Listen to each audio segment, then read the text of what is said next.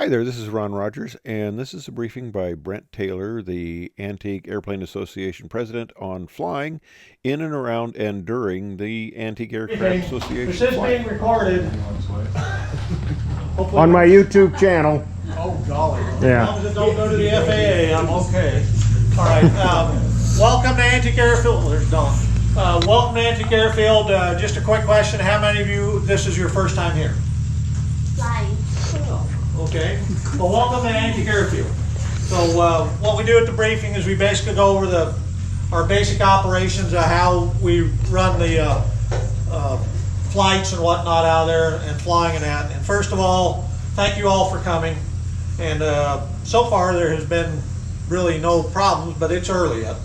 So for all those who got a magazine, hey Justin, thanks for joining us. For all those who got a magazine, the rules, and we have them in there if you want to review afterwards. It's airport and pilot information. Obviously, GPS identifiers, IA-27, you probably already know that. Long and lat, don't really. The runway we're using basically 0119 north-south runway. We also have an east-west, but it's closed and uses taxiway. It's 2,350 foot long. My driveway is approximately halfway, within 100 foot. So, because we already seen this morning, if you're not used to the place and you're coming up over the hill, you can't really tell, but like I said, that run, you have 1,000 foot of runway going that way once you go over the driveway, and same going that way. Elevation's 904. Anybody done density altitude today? Just checking. Shall we start a pool? I go for 3750. Anybody else want to get in on the pool? Check it later on. It could be more. So the basics are, I mean, this is an Ordo airport, no radio. We don't have a unicom, so we always have people, what frequency you on? And I said, well, a different one than most other people. And if you want to, in the air, talk to each other, probably, what, 1, 2, 3, 4, 5, that's fine, but that's not going to get you any information about what's going on the ground. Okay. Left-hand pattern, 700 foot or above. There's no right-hand pattern. There's 3 windsocks. There's a windsock out there at the wind tee. There's a windsock on top of the restoration center, and there's a windsock on top of hangar number 1. And they might all 3 disagree at any one time. That is why the wind tee out there, for those that haven't been here, yes, that's an air coupe, is tied to show the direction we want the traffic to go. Today, looks like most of the day we're going to be landing, taking off to the south. So far as approaches, basically you're coming in over the trees there. It's pretty clear down. There's a white line. Hopefully you can see. Can everybody see the white line that's marked? Yeah. Okay, because if not, you know, we'll increase the size of it.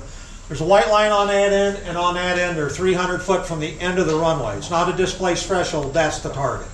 Is that white line? That gets you a good glide slope coming in and whatnot. Again, left-hand pattern, 700 foot. We use flagmen, kind of like the Navy, LSOs, all right? We don't use any radio communication. The flagmen, there'll be 2 sets of flagmen when it gets busy. Always down towards the end of the runway, and then there'll be another set up here in the middle. That's so they can see both ends of the runway, because you can't see both ends of the runway from one. My brother-in-law is the chief flagman, retired professional pilot, and one of the things he requests, because we had last year, and they're getting kind of expensive, is don't blow on the tent. Go on beyond, actually go to the end of the runway. A lot of people go right down the tent and turn up. You've lost 200 foot of runway. Go to the end. It doesn't go uphill as much as it seems. So go to the end. Don't blow on the tent. Last year we had Staggerwing run over it. Nice. And the Staggerwing was owned by the leader of a major aviation organization. You guys can figure it out. Happens to be a good friend of mine. Anyway, he doesn't own it anymore, by the way. So when you taxi out, we ask that you kind of do your run-ups up here in this area, kind of in front of the wind tee and that. So when you're done with your run-up, you get in the line to taxi down.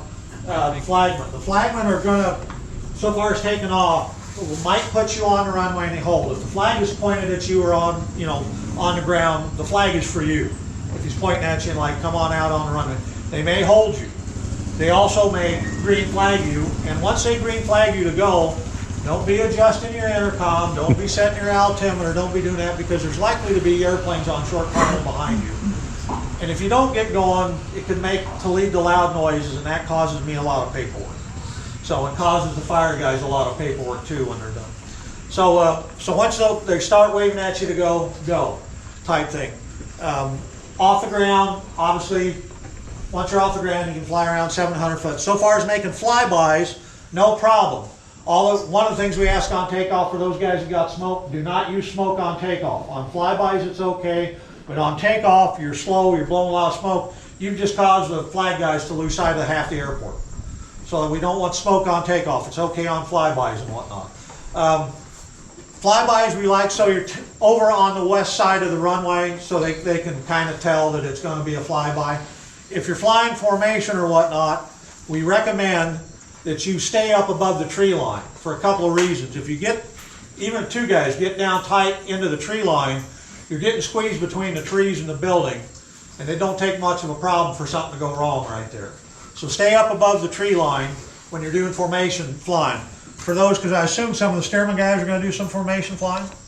Well, we would like them to. But anyway, if you're going to do formation more than a couple, come tell me or my son Ben out here at the flight tent that you're going to do it, so that we know you guys are going to go out and do formation.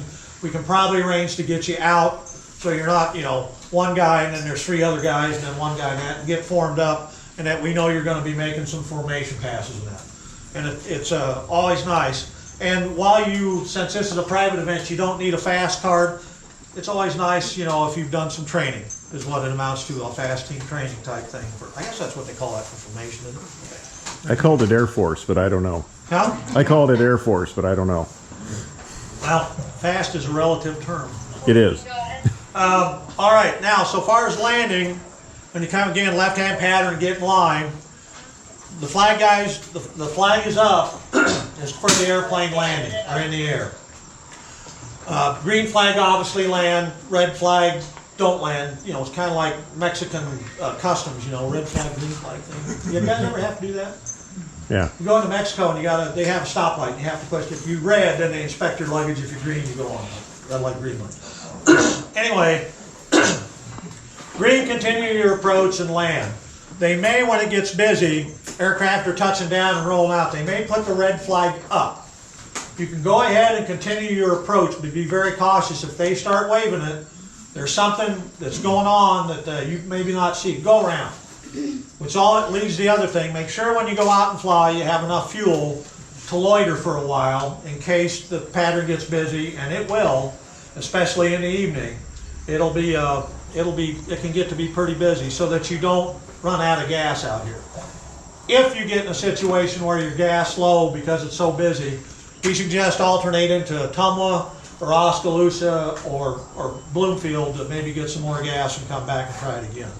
So you want to be careful of that. Keep your eyes out. Keep your eyes outside of the cockpit. Keep your passengers' eyes outside of the cockpit. Have them point out traffic to you, even if you know it's there. Doesn't hurt for them to say, "Hey, that," nod your head or whatever type thing. What else? A couple things now. We'll talk a little bit about forced landings in case there is a problem, and it may have happened on occasion before. This time of year, this is the thing I always bring up. People have trouble believing, but flight service guy years ago did a study on if you have an engine failure. Of course, your first choice is a nice airport. The second choice is a nice field. The third choice probably is a road. Though remember, most of the roads around here have high lines on them. And in fact, Bob Swent had a forced landing on a road a few days ago over in Nebraska. Third, so again, Alfalfa Field Road. Then you're down to maybe having to choose, because of the performance of the airplane or where it quits or whatever, going into the corner of the beams. Go into the corner. And I'll tell you why. Because first of all, the airplane's going to get beat up, but the airplane, 90% better of the time, will stay upright. If you go into beams, mature beams, which are 3 foot, 4 foot tall right now, and most of the guys around here don't row crop them anymore, they're broadcast, which means they're spread over field. if you go into mature beans, you're 98% sure you're going to end up on your back, because that stuff just gets tangled up in the gear and it flops them over on their back right away. So, like I said, because I've heard this before, Brent Taylor said if the engine quits, land in the corn. No, that's not exactly what I said. You've got choices before you get there now. So if you do have an off-airport landing, and in a field and the airplane's okay, like over here on one of my neighbors, you're in farmland. Most of my neighbors over here run livestock of one type or another. Call us first, and then try to get a hold of the neighbor, or we'll get a hold of the neighbor, and whatever you do, don't start cutting fences to get your airplane out. We had a problem with that a couple of years ago, and it caused a big problem. They had airplane had a forced landing over here a mile or so away, and they went and talked to the neighbor, and the neighbor said, I'll be there to help him before he can get back. They started cutting his fences in a field that he was running cattle in. Yeah. Ooh. We've been out here 50-some years, and one of the reasons we've been here, and it's so good, is because I've got good neighbors and we got good relations.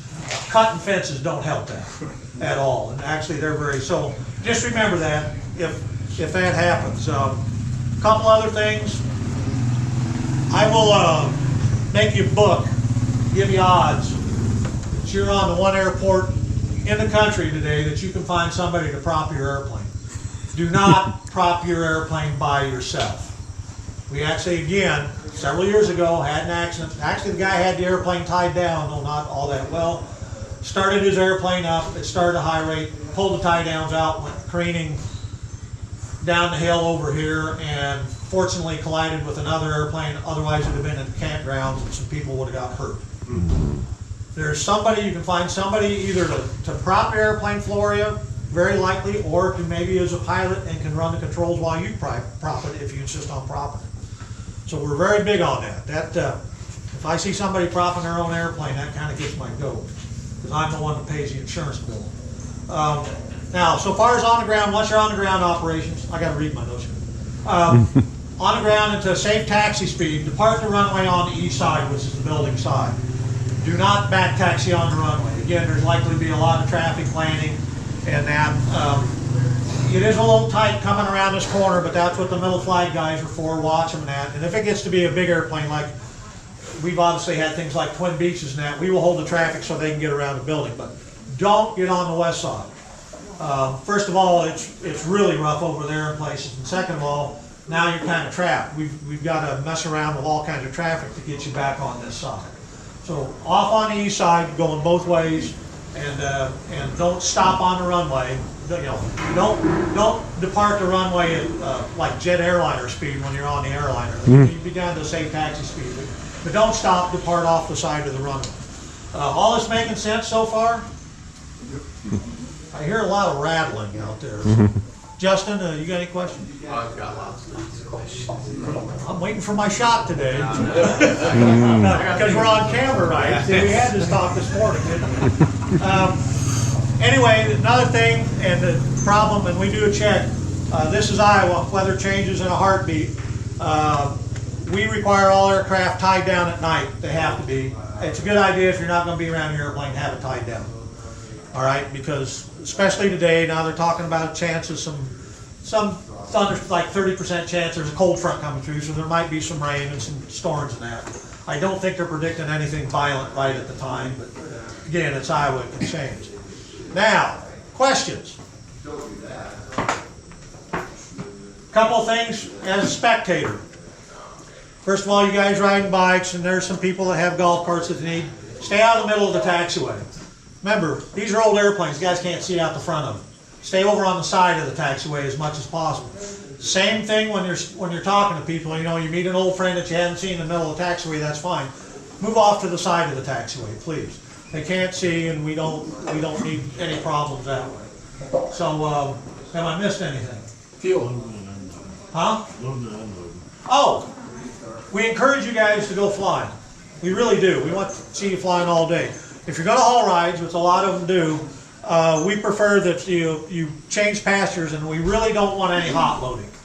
And in fact, if you know about the 4521 thing, that kind of went away, but guys still do it. So we prefer that you load over there by the fire guys and that, and they can help watch the airplanes, right? And maybe even help load. So shut off and load there, and then you can go from there, okay? I mean, some of them do it, they'll do it here on the backside of the Stearman line too, but we prefer that you do it over there as much as possible.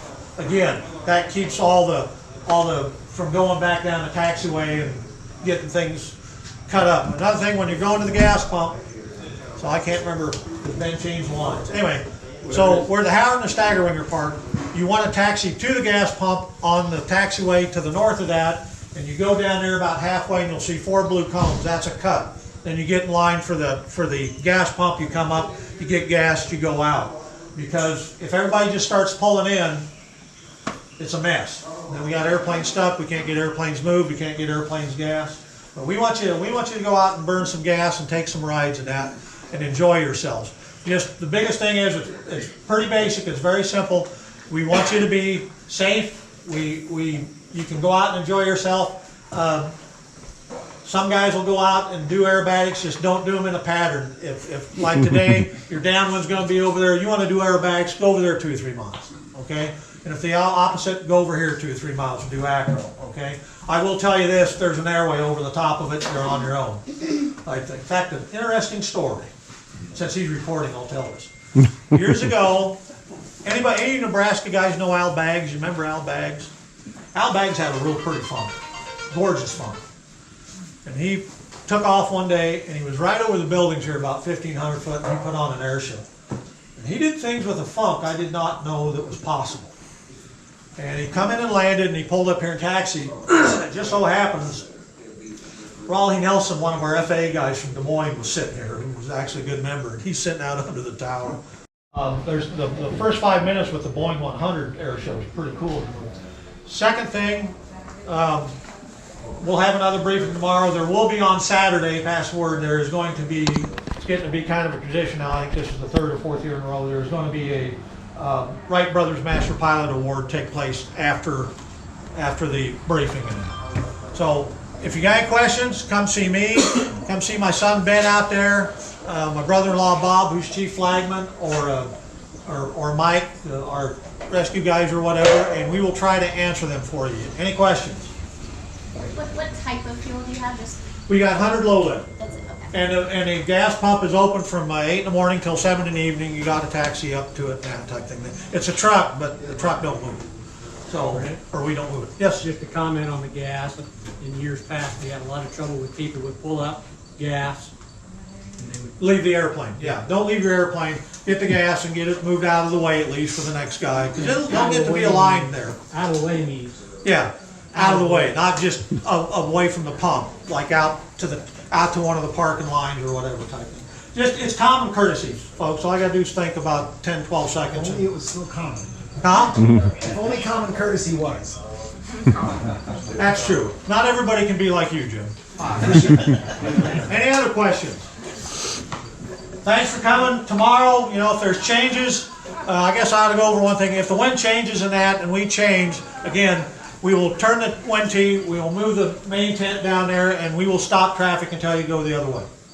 All right, type thing. And if you're flying, look for that it might have changed. And then there's all kinds of indicators, flags, windsocks, and whatnot. So, and again, any questions, come see me or come see one of the other officials. We'll try to answer. Thanks, everybody have fun. Now, for those of you who noticed a glitch at the 16-minute, 44-second, Brent made a comment that he wanted edited out, and so there's a slight glitch there. Sorry about that.